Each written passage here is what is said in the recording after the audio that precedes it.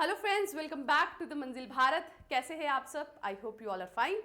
आज हम डिस्कस करेंगे कुछ MCQs on general English. So this will be the practice set. आप सब बच्चों की डिमांड थी कि कुछ एमसीक्यूज जो है जनरल इंग्लिश पे भी डिस्कस किए जाए, तो मैं आज आपके लिए लेके आई हूँ practice set 1 on general English.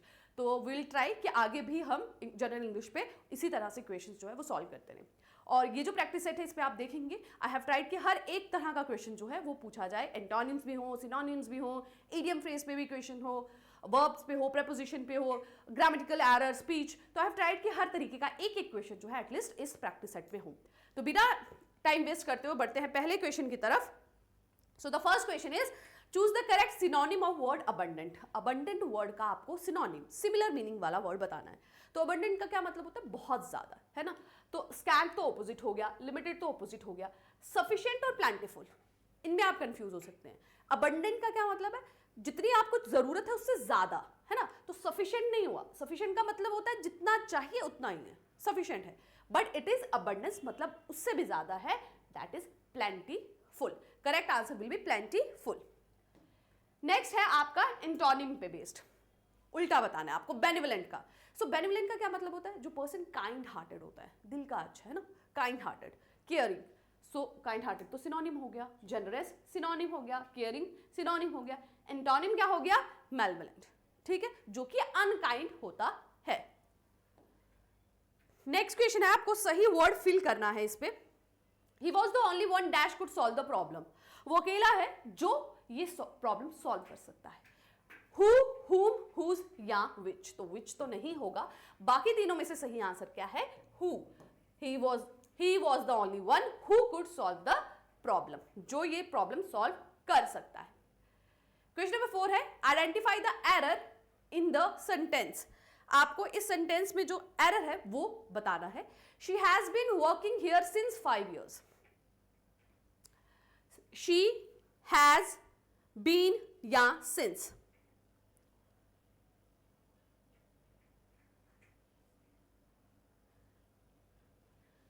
So she has been working here since 5 years। So यहां पर जो गलत होगा दैट विल बी सिंस। यहां सिंस नहीं आएगा, बल्कि उसकी जगह जो है आपका आएगा फॉर। ठीक है, यहां आएगा she has been working here for 5 years, क्योंकि फॉर जो है वो यूज होता है आपका पीरियड ऑफ टाइम को डिस्क्राइब करने के लिए। ठीक है, ये जो अमाउंट ऑफ टाइम है, ठीक है, फॉर, उसके लिए जो है आपका वर्ड फॉर यूज होता है। जैसे यहां पर 5 years की बात हो रही है ना, अमाउंट की बात हो रही है, 5 years, 5 सालों से मैं यहां काम कर रही हूं, तो यहां पे यूज होगा फॉर। ठीक है, सिंस जो है वो एक पर्टिकुलर पॉइंट को बताता है। ठीक है, जैसे यहां पर अगर उस पर्टिकुलर साल की बात लिखी होती है, जैसे कि she has been working here since 2023। ठीक है, तो उस पर्टिकुलर डेट की बात हो रही है, ड्यूरेशन की बात नहीं कर रहे हैं। ठीक है, अमाउंट ऑफ टाइम नहीं बता रहे हैं। ठीक है, उस पर्टिकुलर पॉइंट टाइम की बात कर रहे हैं, तो वहां पे सिंस यूज होता है, और फॉर जो है वो ड्यूरेशन बताता है। ठीक है, किसी भी टाइम का या लेंथ ऑफ एक्शन का। ठीक है, या जैसे कहते हैं I have been waiting for her for 2 years, for 2 years, for 2 hours। 2 years तो बहुत लंबा हो गया, फॉर 2 hours, है ना। I have been waiting for her for 2 hours। ठीक है, मैं उनके लिए 2 घंटे से वेट कर रही हूं, तो 2 घंटे। लेकिन अगर मैं लिखूं कि 5 बजे से वेट कर रही हूं, तो दैट विल बी सिंस 5। ठीक है, तो डिफरेंस आपको समझ आ गया। यहां पे क्या गलत है? सिंस की जगह हमारा आएगा फॉर। तो करेक्ट आंसर हमारा आएगा option number D. Next preposition fill करनी है आपको। The children were playing dash the park. Easy one है, आप सब आसानी से इसे मार्क कर सकते हैं। The children were playing at the park, in the park, on the park या by the park. So the children were playing in the park. Park में खेल रहे थे, बगीचे में खेल रहे थे। Option number B. सो आपको इडियम का करेक्ट मीनिंग बताना है। Break the ice. Break the ice का क्या मतलब होता है? ब्रेक द आइस का मतलब है कि किसी बातचीत को जब स्टार्ट करते हैं ताकि दो पर्सन और कंफर्टेबल हो जाए, है ना। कोई बात शुरुआत करी ताकि डिस्कशन जो है, कन्वर्सेशन जो है वो आगे शुरू हो जाए। सो सही आंसर क्या होगा हमारा? To make difficult situation better, no. To start a conversation, yes. To break a something, no. To cool down a situation, no. Correct answer is option number B, to start a conversation.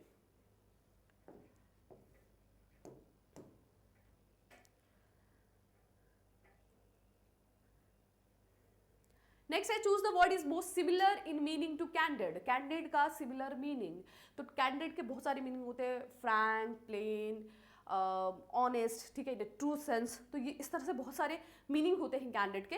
तो यहाँ पे most similar जो से मिलता जुलता सबसे ज्यादा है वो क्या है, डिसेप्टिव, ऑनेस्ट, रिजर्व्ड या डिसऑनेस्ट। तो रिजर्व तो उल्टा हो गया क्योंकि यहाँ पे तो कैंडिड का मतलब फ्रैंक भी होता है, तो रिजर्व नहीं होगा, डिसऑनेस्ट भी नहीं, सही होगा honest. Option number B. Which of the following sentence is correct, आपको बताना है इनमें से कौन सा सेंटेंस जो है ग्रामेटिकली सही है। He has less books than I do. He has fewer books than I do. He has less books than me. He has fewer books than me. So less से ज्यादा लेस नहीं होगा, ठीक है। अमाउंट की बात हो जाती है, फ्योर जो है वो नंबर्स के लिए यूज होता है, ठीक है, नंबर ऑफ बुक्स के लिए, मतलब किसी भी चीज के न्यूमरल की जब आप बात करते हैं तो फ्योर यूज किया जाता है। Less is for the amount, है ना, more and less. So fewer will be better, तो लेस वाला हम एलिमिनेट कर देते हैं दोनों में से, ठीक है। फिर हमारे पास बच गया he has fewer books than I do, he has fewer books than me. So सही होगा, मोस्ट अप्रोप्रिएट जो होगा वो ऑप्शन नंबर बी होगा, he has fewer books than I do. उसके पास कम बुक्स हैं जितनी मेरे पास हैं, या मेरे मुझसे उसके पास कम बुक्स हैं। नेक्स्ट वर्ब आपको करेक्ट डालना है, I dash to the market every day. I go to the market every day, I goes to the market every day, I went to the market every day और gone। went तो नहीं होगा क्योंकि यहाँ पे every day की बात आ रही है ना, डेली की, तो कौन सा टेंस होगा यहाँ पे, प्रेजेंट टेंस होगा, प्रेजेंट सिंपल टेंस यूज होगा। तो went तो नहीं होने वाला, gone तो नहीं होने वाला, gone थर्ड फॉर्म है, ये भी नहीं होगा, went भी नहीं। बच गए हमारे पास दो, go and goes। अब go जो है, goes जो है यानी कि s और es जो है वो लगता है आपका he, she और it के साथ, है ना। तो यहाँ पे तो ये है I, तो गोस तो नहीं होगा, तो सही आंसर हमारा हो जाएगा I go to the market every day, ठीक है। अगर आई की जगह ही होता, शी होता या इट होता तो हम यूज करते गोस। क्लियर। तो इस तरह से पहले आपको स्टेटमेंट को देखना है कि स्टेटमेंट कौन से टेंस में है, फिर आपको करेक्ट आंसर ढूंढना है। नेक्स्ट है identify the part of speech of the underline word. आपको बताना है कौन सी पार्ट ऑफ स्पीच है जो भी अंडरलाइन वर्ड में यहाँ बताएगी। अंडरलाइन वर्ड में यहाँ बता देती हूँ आपको, ये ठीक है, beautiful. Okay, she has a beautiful voice, ठीक है। तो ये ब्यूटीफुल यहाँ पे क्या दिखा रहा है, एडजेक्टिव, नाउन, वर्ब या एडवर्ब। सो एडजेक्टिव क्या होता है, विशेषण, जो किसी चीज की क्वालिटी बताता है, विशेषता बताता है। नाउन क्या होता है, संज्ञा, जो पर्सन, प्लेस, पर्सन, प्लेस और थिंग का नाम हो, ठीक है। वर्ब क्या हो गया, जो एक्टिविटी शो करता है, क्रिया हो गया। एडवर्ब क्या हो गया, जो क्रिया की क्वालिटी बताता है, क्रिया विशेषण, ठीक है। तो यहाँ पे ये वॉइस की बात हो रही है, आवाज की बात हो रही है, किसी थिंग की बात है ना, गा तो नहीं रहे, सिंगिंग तो नहीं है, क्रिया तो नहीं है भाई, वॉइस है, ठीक है। उसकी क्वालिटी बता रहा है ब्यूटीफुल, कि जो आवाज है वो बहुत सुंदर है, आवाज बहुत मीठी है या सुंदर है। तो ब्यूटीफुल क्या हो जाएगा, एडजेक्टिव हो जाएगा। चूज द करेक्ट सेंटेंस, आपको सही सेंटेंस को चुनना है। If I would have known I would have helped. If I had known I would have helped. If I know I will help. If I knew I will help.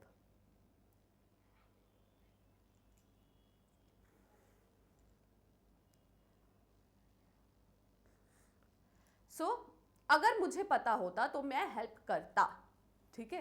So past perfect और यहां पर आई know I will help, ये दोनों तो पहले ही eliminate हो जाएंगे। सही आंसर आपका होगा इफ आई हैड नोन, अगर मुझे पता होता तो आई वुड हैव हेल्प, तो मैंने हेल्प की होती, ठीक है। If I had known I would have helped.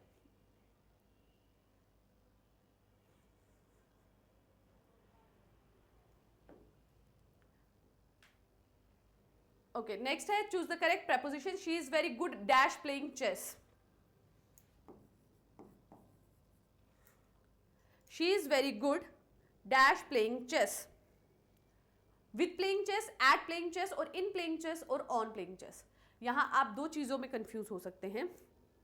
With playing chess तो नहीं होगा, this is very much clear.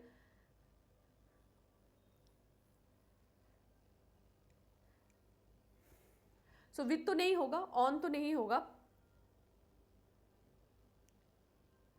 ठीक है, it is at playing chess, ठीक है, एट प्लेइंग चेस।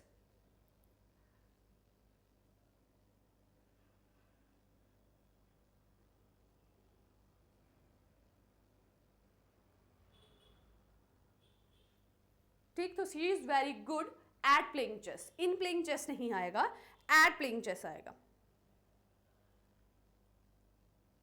ठीक है। स्पेसिफिक लोकेशन को जब आपको बताना होता है तो आप एट यूज करते हैं, और जनरल लोकेशन के लिए आप इन यूज करते हैं। जैसे अभी हमने प्लेग्राउंड में किया था, तो दैट वाज जनरल, कोई भी प्लेग्राउंड हो सकता है, किसी पर्टिकुलर जगह की बात नहीं हो रही थी, ठीक है। तो ये यहाँ पे पर्टिकुलर गेम की बात हो रही है, that is chess. So she is very good at playing chess. Next is he was excited because he had seen the movie last night. इसमें से आपको एरर आइडेंटिफाई करना है। He was excited because he had seen the movie last night. तो यहाँ पे आप पहले देखिए कौन से टेंस में है, ही वॉज एक्साइटेड, मतलब पास्ट टेंस की बात हो रही है ना, पास्ट टेंस की बात हो रही है। So he was excited because he had seen, एक आपका पास्ट टेंस में चल रहा है, अब यहाँ पे ही हैड सीन आ गया, यानी कि पास्ट परफेक्ट आ गया। ये तो पास्ट सिंपल पे चल रहा है ना, तो यही होना चाहिए, ही was excited because he saw the movie last night. वो इसीलिए एक्साइटेड है क्योंकि रात को उसने मूवी देखी, ठीक है। सो यहाँ पे क्या गलत हो जाएगा हमारा, जस्ट अ सेक, पहला स्टेटमेंट पास्ट टेंस में है तो दूसरा भी पास्ट टेंस सिंपल में रहेगा, पास्ट परफेक्ट नहीं रहेगा, तो हैड सीन नहीं होगा, उसकी जगह यहाँ पर सॉ आएगा, ठीक है, पास्ट सिंपल में। सो हमारा सही आंसर हो जाएगा had seen. So he was excited because he saw the movie last night. Choose the correct meaning of the word plethora. Plethora का सही meaning आपको बताना है। A small amount, a large amount, a quantity that is just enough, an unimportant amount. Plethora भी abundance की तरह ही होता है। प्लीथोरा का मतलब होता है बहुत ज्यादा अमाउंट में, a large amount. 15th है चूज द करेक्ट सेंटेंस। आपको सही सेंटेंस बताना है। The teacher asked to the student to write the exam. The teacher asked the student write the exam. Write यहां पे बीच में एक प्रपोजिशन होना चाहिए, ये तो हम काट सकते हैं। The teacher asked the student to write the exam, ये सही है। The teacher asked the student wrote the exam, wrote the exam, ठीक है, ये इनकरेक्ट हो गया। So the teacher asked to the student, यहाँ पे ये प्रेपोजिशन जो नहीं आएगा क्योंकि दो दो जो है नहीं आएंगे, यहाँ पर एक ही जगह आएगा, एंड दैट इज राइट से पहले। सो सही आंसर हो जाएगा हमारा option number C. The teacher asked the student, teacher ने स्टूडेंट से कहा, एग्जाम लिखने को कहा, ठीक है, ठीक, क्लियर हो गया। So the teacher asked the student to write the exam. Okay, now article पे बेस्ड है, आपको सही आर्टिकल को भरना है। Dash children recited dash poem in dash honour of dash prime minister. So सबसे पहले यहाँ पे हो रही है चिल्ड्रन की बात, तो किसी पर्टिकुलर स्कूल के चिल्ड्रन की बात नहीं कर रहे हैं ना, जनरल चिल्ड्रंस की बात हो रही है, एक नहीं है, तो यहाँ पे आर्टिकल यूज नहीं होगा, क्या यूज होगा हमारा, द, ठीक है, यहाँ पे यूज किया जाएगा द। यहाँ पे जनरल चिल्ड्रन की बात हो रही है, सो यहाँ पर आर्टिकल नहीं होगा, वो यूज द चिल्ड्रन रिसाइटेड, यहाँ पे पोम है, ठीक है, तो किसी पर्टिकुलर पोम की बात नहीं हो रही है, यहाँ पे हम आर्टिकल यूज करेंगे, ठीक है। और पोम की जब हम बात करते हैं तो that is a countable noun, है ना, काउंटेबल नाउन है, कितनी पोएम्स बोली जा रही है, 1 2 3 4, तो आप काउंट कर सकते हैं, तो काउंटेबल नाउन है। और यहाँ पे ये जो है वो कॉन्सोनेंट से शुरू हो रहा है, कॉन्सोनेंट से शुरू हो रहा है, तो क्या यूज होगा हमारा, अ, एंड नहीं होगा क्योंकि वॉवल तो नहीं है ना, स्पेसिफिक पोएम की बात नहीं हो रही तो द भी नहीं हो रहा, तो यहाँ पे क्या हो जाएगा, रिसाइटेड अ पोम, ठीक है। नेक्स्ट है इन डैश ऑनर, ठीक है, इन डैश ऑनर। अब ऑनर जो वो है एब्स्ट्रैक्ट नाउन है, ठीक है, एब्स्ट्रैक्ट नाउन है, आप किसी स्पेसिफिक ऑनर की बात कर रहे हैं, किसी स्पेसिफिक रिस्पेक्ट की बात कर रहे हैं, so in the honour of prime minister, कौन से, किसी specific prime minister, of the prime minister, ठीक है। प्राइम मिनिस्टर भी जो है वो जो है एक ही होता है ना, किसी भी देश का प्राइम मिनिस्टर की अगर हम बात करें वो भी एक ही होता है, ओनली वन। तो आपको पता है कि द जो है वो स्पेसिफिक चीज़ों की बात के लिए यूज़ किया जाता है। तो ऑनर के साथ द क्यों यूज़ हुआ है? क्योंकि यहाँ पे हम किसके ऑनर की बात करें, हम स्पेसिफिक पर्सन की, किसकी, प्राइम मिनिस्टर की ऑनर की बात करें, तो ऑनर के साथ द लगेगा, प्राइम मिनिस्टर के साथ भी द, क्योंकि वो भी सिंगल है, स्पेसिफिक वन है। So the prime minister. तो the children recited a poem in the honour of the prime minister. ठीक है, द द। तो कहां पर है सही हमारा? Option number D, the. Clear हो गया? चलिए बढ़ते हैं क्वेश्चन नंबर 17 की तरफ। She dash the work before the deadline. उसने अपना काम डेडलाइन से पहले खत्म कर दिया। She complete the work before the deadline, she completes the work before the deadline, she completed the work before deadline. Completing, उसने कर लिया है, डेडलाइन आई नहीं है, उससे पहले उसने कर लिया है। ठीक है, it has been done, so completed. She completed the work before the deadline. ठीक है, कर नहीं रही है अभी, या होगा नहीं, हो चुका है, पास्ट की बात हो रही है, तो कंप्लीटेड यूज होगा। Next is correct meaning of the phrase a blessing in disguise. Blessing in disguise का क्या मतलब होता है? बहुत बार, बहुत जगह आपने अगर बुक्स वगैरह पढ़ी होंगी तो ये टर्म्स बहुत जगह यूज की जाती है। A situation that seems bad but it is actually good. A hidden blessing occurs in the form of a blessing that cannot be identified. ठीक है, और ब्लेसिंग इन डिस्गाइज मतलब एक अच्छी चीज जो किसी चीज के नीचे दबी हुई थी, आपको लग रहा था कि ये बुरा है बट अच्छा हो गया, a blessing in disguise.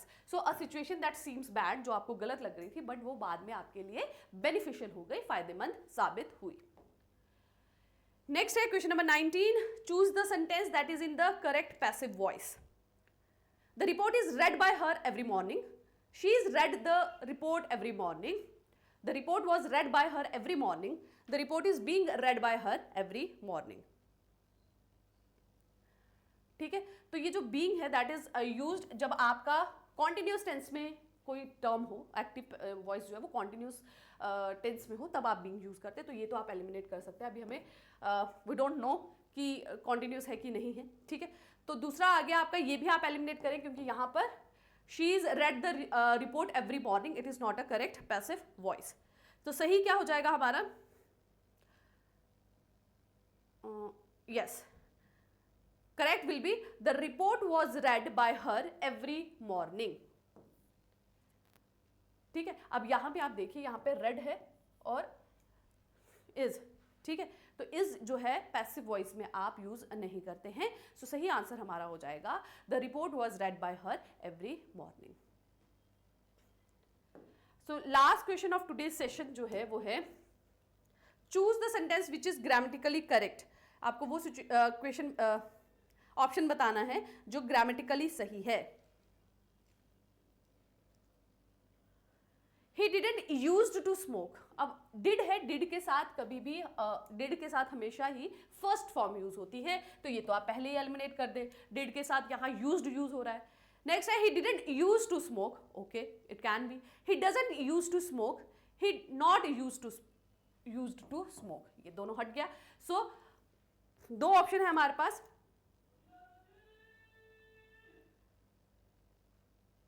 he didn't used to smoke और he doesn't used to smoke.